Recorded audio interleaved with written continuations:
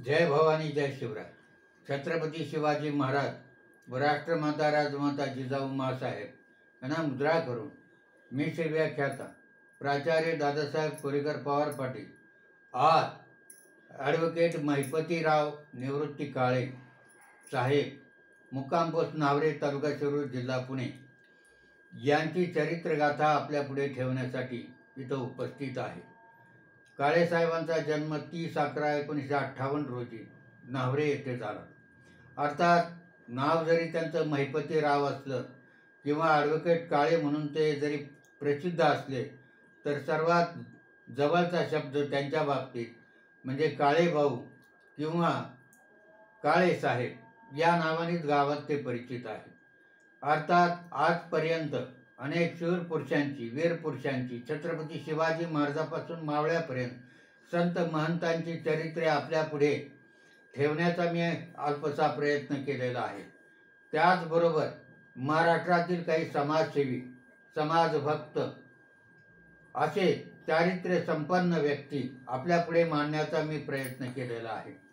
तेव्हा आज मुक्काम पोस्ट नावरे तालुका शिरूर जिल्हा पुणे येथील एक ऋषितुल्य व्यक्तिमत्व जे काळेसाहेब या नावाने प्रसिद्ध आहेत ते आपला 65वा वाढदिवस पूर्ण करत 66व्या वर्षामध्ये प्रवेश करीत आहेत आणि त्यांना शुभेच्छा देण्यासाठी मी इथं आज उपस्थित आहे. अर्थात शुभेच्छा देण्याचं कारण असं की ज्या व्यक्तीचं काम समाजासाठी आहे, ज्याचं जीवनच समाजासाठी आहे, अशा व्यक्ती समाजामध्ये काम करत असताना स्वतःच्या बाबत कधी बोलत नाही आणि अशा व्यक्तीचं चरित्र हे लोकांच्या पुढे आणावं ही एक माझी मनीषा होती, आहे आणि राहील. कारण अशी माणसं समाजामध्ये फार थोडी आहेत. राजकारण आणि समाजकारण यापेक्षा त्यांचा आवडीचा विषय म्हणजे समाजकारण. ते राजकीय क्षेत्रामध्ये फारसे रस घेत नाहीत, परंतु जीवनामध्ये लोकांना मदत करावी आणि आपण ज्या कठीण परिस्थितीतून पुढे आलो त्या परिस्थितीत झगडणाऱ्या मुलांना लोकांना सतत मदत करावी हा त्यांच्या जीवनातला अर्थ आहे. आणि मग अशा प्रकारचं हे व्यक्तिमत्व यांचं प्राथमिक शिक्षण जीवन शिक्षण मंदिर नावरे येथे झालं व त्या काळामध्ये त्यांना कैलासवासी भामाबाई शंकरराव बेंद्रे आणि श्री शिवाजीराव मल्हारराव निंबाळकर गुरुजी असे 2 मार्गदर्शक शिक्षक लाभले की ज्यांनी त्यांची तयारी करून घेतली असं त्यांच्या बोलण्यातून येतं. आपल्या गुरुजींच्या प्रती किंवा बाईंच्या प्रती अत्यंत आदर ते आजही दाखवतात. आता त्यानंतर मल्लिकार्जुन विद्यालय नावरे या शाळेमध्ये त्यांनी प्रवेश घेतला आणि त्या शाळेतून ते 68% मार्क मिळवून 11वी उत्तीर्ण झाले. अर्थात शिक्षणाची ही परीक्षा पास करून जीवनाच्या परीक्षेत उतरत असताना अनेक अडचणी आल्या. जीवनामध्ये सतत संघर्ष करत पुढे जाण्याचा त्यांचा स्वभाव आहे आणि परिस्थिती तशीच होती. कारण त्यांचे वडील निवृत्ती काळे हे आणि आई या अत्यंत कष्टप्रद जीवन जगत होत्या. थोडीशी शेती आणि त्या काळामध्ये शिरूर तालुक्यातली गावं दुष्काळग्रस्त होती. पावसावर जीवन अवलंबून असायचं आणि मग पडेल ते काम करून आपला उदरनिर्वाह चालवायचा. आणि त्यात महिपतीराव काळे हे थोरले चिरंजीव त्यांच्यावरही जबाबदारी आली. छोटी मोठी कामं करत करत त्यांनी आपल्या जीवनाचा आलेख पूर्ण केला आणि यशस्वीरित्या ते पार करून आज सेवानिवृत्तीचं जीवन जगत असताना अशा या माणसाला समाजापुढे नेऊन उभं करणं हे माझं मी कर्तव्य समजतो. कारण ही अशा प्रकारची माणसं ही दीपस्तंभासारखी असतात की जे सतत समाजाला प्रकाश देत असतात. आणि तेव्हा यांच्या जीवनातून यांच्या जीवनगाथेतून अनेकांना प्रेरणा मिळत असते. तेव्हा असं प्रेरणादायी हे व्यक्तिमत्व आहे.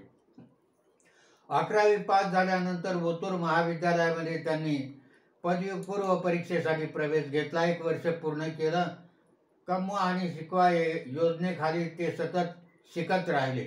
अर्थात 1 वर्षातच त्यांना ते कॉलेजचं शिक्षण सोडावं लागलं आणि ते शिक्षण सोडून ते पुण्यामध्ये आले. पुण्यामध्ये छोटे मोठे कामं करत राहिले, नोकऱ्या करत राहिले. 1977 साली एका खाजगी संस्थेत त्यांनी 1-1.5 वर्ष काम केलं. पुढे 1978 साली तार खात्यामध्ये त्यांनी वर्षभर काम केलं आणि त्यानंतर देना बँकेमध्ये काही काळ 1-1.5 वर्ष काम केलं. अशा 2-3 ठिकाणी काम केल्यानंतर त्यांना महाराष्ट्र बँकेत कॅशियरची नोकरी मिळाली. महाराष्ट्र बँकेत कॅशियरची नोकरी मिळाल्यानंतर त्यांनी कमवा आणि शिका या योजनेखाली, म्हणजे आता ते कमवायला लागले होते, कॅशियरची नोकरी मिळाली. थोडाफार आधार झालेला होता आणि यातूनच त्यांनी आपलं BComचं शिक्षण चांगल्या प्रकारे ते उत्तीर्ण झाले आणि IB परीक्षा उत्तीर्ण करून बँकेमध्ये पुढे ते सिनियर मॅनेजर झाले. म्हणजे अत्यंत प्रतिकूल परिस्थिती शिक्षण घेत त्यांनी शेवटी महाराष्ट्र बँक पुणे येथे सिनियर मॅनेजर म्हणून काम केलं आणि पुढे ते सेवानिवृत्त झाले. परंतु हे करत असताना, महाराष्ट्र बँकेत नोकरी करत असताना सिम्बॉयसिस लॉ कॉलेजमध्ये त्यावेळेला रात्रपाळीच्या शिक्षणाची सोय होती आणि मग आपण LLB झालं पाहिजे असा विचार करून 2000 साली त्यांनी नोकरी करता करता LLB पूर्ण केलं आणि कायद्याची पदवी त्यांना 23 जून 2017 साली सनद मिळाली. कारण मध्यंतरीचा काळ ते नोकरीत होते आणि नोकरी करत असताना सनद घेता येत नव्हती. LLB पूर्ण केल्यानंतर आणि पुढे सेवानिवृत्त झाल्यानंतर सनद घेतली आणि आज ते आपल्या गावी म्हणजे मुक्काम पोस्ट न्हावरे येथे आपला शेती व्यवसाय पाहून समाजसेवा करत असतात. अर्थात ही शेती जरी ते करत असले, त्यांचा मुलगा, त्यांची पत्नी त्यांना सहकार्य करत असतात, परंतु या आपल्या शेतीच्या कामाबरोबर किंवा ते LLB जरी झाले असले तरी वकिली करतात. ते गोरगरिबांच्यासाठी स्वतः व्यावसायिक वकील म्हणून ते काम करत नाही, सल्ला देण्याचं काम करतात, अडीअडचणी सोडवण्याचं काम करतात आणि विशेषतः आजपर्यंत त्यांनी पुणे जिल्ह्यातील आणि शिरूर तालुक्यातील अनेक महान व्यक्तीचे चरित्र माध्यमांच्या मार्फत लोकांच्या पुढे मांडलेले आहेत आणि मांडण्याचा त्यांचा सतत उपक्रम चालू आहे. असं हे व्यक्तिमत्व स्वतः पडद्याआड राहून अनेकांना प्रकाशित करत असतं. तेव्हा मलाही वाटलं की त्यांचं चरित्र आपल्या लोकांच्या पुढे यावं. मुक्काम पोस्ट न्हावरे आणि त्याचबरोबर शिरूर तालुका म्हणजे पुणे जिल्ह्यातील शिरूर तालुका यामध्ये ते सर्वांना परिचित आहे.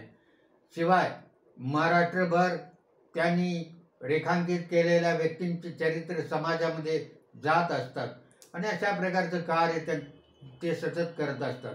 गोरगरिबांना मदत करण्याची, धनिकाकून मदत मिळवण्याची ते सतत उपक्रम राबवत असतात. त्यांना स्वतःला कुठल्याही प्रकारचा स्वार्थ नाही आणि अत्यंत सज्जन असं व्यक्तिमत्व. कारण समाजामध्ये अशी माणसं फार दुर्मिळ झालेली आहेत. राजकारण, त्यानंतर सत्ता, संपत्ती यामध्ये मग्न झालेल्या माणसांना आणि आज डोळ्यापुढे फार मोठ्या लोकांचं चरित्र नसताना अशी माणसं समाजामध्ये लोकांना प्रकाश देत असतात. एक काळ होता देश स्वतंत्र होण्यापूर्वी महात्मा गांधी, पंडित नेहरू, वल्लभभाई पटेल आणि सुभाषचंद्र बोस, सावरकर असे महान व्यक्तिमत्व चारित्र्य संपन्न माणसं होती. देश स्वतंत्र झाल्यानंतर काही काळ यशवंतराव चव्हाणांसारखी काही उत्तम व्यक्तिमत्वाची माणसं होऊन गेली. बाळासाहेब देसाई, यशवंतराव चव्हाण ज्यांनी महाराष्ट्राचं नेतृत्व केलं आणि गोरगरिबांच्या शिक्षणाची सोय केली. पण आता सध्याचा काळ पाहिला तर मोठा संघर्षमय काळ आहे. सर्वसामान्य शेतकऱ्यांची परिस्थिती चांगली नाही. त्यांच्या मुलांच्या शिक्षणाची सोय प्राथमिक शाळेपर्यंत झाली तरी पुढचं शिक्षण घेणं त्यांना अवघड झालं, कारण शिक्षण आता स्वस्त राहिलेलं नाही.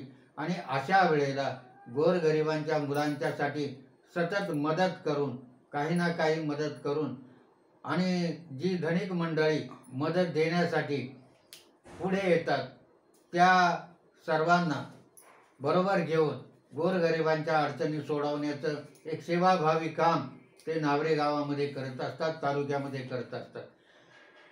ते नेहमी सांगतात की हे कार्य करताना मला माझ्या डोळ्यापुढे नावरे गावातील कैलासवासी बाबूराव कोरेकर पाटील किंवा ज्यांना शिक्षण महर्षी बाबूराव कोरेकर पाटील, मुक्काम पोस्ट नावरे गावचे त्या काळातले मुलकी पाटील, अनेक सेवाभावी व्यक्तिमत्व ज्यांनी त्यांना सतत मदत केली, त्यांना ते गुरुस्थानी मानतात. किंबहुना भाऊ म्हणजे पाटील भाऊ त्यांना आपला मानसपुत्र मानायचे आणि त्यांची प्रेरणा घेऊन आपलं सगळं जीवन कार्य यांनी पार पाडलं असं ते मग नेहमी त्यांच्या बोलण्यातून येत. मला तर एकदा म्हटले की पाटील भाऊंचा पुतळा नावरे गावामध्ये बसला पाहिजे. मी म्हटलं कोण बसवणार, कारण हे कार्य करायचं म्हणजे घरातील लोक तर पुढे येणार नाहीत. तुमच्यासारख्या माणसाने पुढे जायचं म्हटलं तर लोक किती पाठीमागे येतील, तेव्हा त्याची काही आवश्यकता नाही. एकदा ते मल्लिकार्जुन विद्यालयामध्ये गेले आणि मुख्याध्यापकांना म्हटले की मी इथं पाटील भाऊंचा फोटो आणून लावतो आणि तुम्ही मला परवानगी द्या. अर्थात ही संस्था पुणे जिल्हा शिक्षण मंडळ नावाच्या संस्थेचं ते विद्यालय आहे आणि संस्थेच्या परवानगीशिवाय असं कुठलंही कार्य करता येत नाही. परंतु त्यांच्या मनामध्ये पाटील भाऊंच्याबद्दल जो आदर आहे तो आजही जसा तसा आहे. पाहिल्यानंतर मला खूप अभिमान वाटतो की अशी माणसं समाजामध्ये ऋण व्यक्त करणारी किती असतील. त्यापैकी हे काळेसाहेब नावाचं व्यक्तिमत्व आणि जे प्रसिद्धीपासून नेहमी दूर राहिलेलं, त्यांना कधी प्रसिद्धीची हाव नाही, संपत्तीची हाव नाही की मला एवढंच झालं पाहिजे, अनेक संपत्ती जमीन जुमला अधिक मला मिळाला पाहिजे, अशा प्रकारची कुठलीही अभिलाषा नसलेला एक सेवाभावी वृत्तीचा माणूस, ज्यांच्या काळामध्ये त्यांच्या डोळ्यापुढे आदर्श त्यांनी सांगितला की मी नेहमी मोठ्या व्यक्तींना भेटायचो, किंबहुना त्यांच्याकडून आपल्याला काही शिकायला मिळेल. स्वर्गीय महाराष्ट्राचे माजी मुख्यमंत्री आणि भारताचे उपपंतप्रधान यशवंतरावजी चव्हाण साहेब, सुप्रीम कोर्टाचे माजी सरन्यायाधीश यशवंतरावजी चंद्रचूड, त्याचबरोबर पंडित हृदयनाथ मंगेशकर, क्रिकेटपटू सुनील गावस्कर, अशा थोरा मोठ्या व्यक्तींच्या भेटी घेऊन त्यांनी त्यांच्याशी 2 शब्द वार्तालाप केलेला आहे. तेव्हा अशा प्रकारचं हे व्यक्तिमत्व. ते सांगतात जीवनामध्ये मी उभा राहिलो ते माझी पत्नी, आई वडील, माझे भाऊ, पुतणे, भाचे आणि मुलं या सर्वांनी मला मदत केली. कारण परिस्थितीशी झुंजत असताना पाठीमागे शेती पाहण्याचं काम त्यांच्या घरातील लोक करायचे आणि त्यांच्या शिक्षणाच्या काळात त्यांना मदत करायचे. तेव्हा अशा प्रकारचं हे निरागस व्यक्तिमत्व, त्यांना पाहिल्यानंतर वंदन करावं. दिव्येत वाची जेत प्रचिती, तेथे कर माझे जुळती, तेथे कर माझे जुळती. तेव्हा अशा प्रकारे कोणीही नमस्कार करावा असं व्यक्तिमत्व या आमच्या नावरे गावामध्ये आहे. जे केवळ गावालाच प्रकाश देत असं नाही, तालुक्याला, शिरूर तालुक्याला, पुणे जिल्ह्याला आणि त्यातून तो प्रकाश महाराष्ट्रभर पसरत राहतो. अशाच व्यक्तिमत्वाला उदंड आयुष्य लाभो, त्यांचं जीवन पुढचा काळ वृद्धापकाळाचा सुकर हो, सुखशांती मिळून त्यांना आणि 62 वर्ष नाही त्यांनी शतायू पूर्ण करावं, उदंड आयुष्य त्यांना लाभो अशी ईश्वरचरणी प्रार्थना करतो आणि वाढदिवसाच्या त्यांना शुभेच्छा देऊन थांबतो. जय हिंद, जय महाराष्ट्र.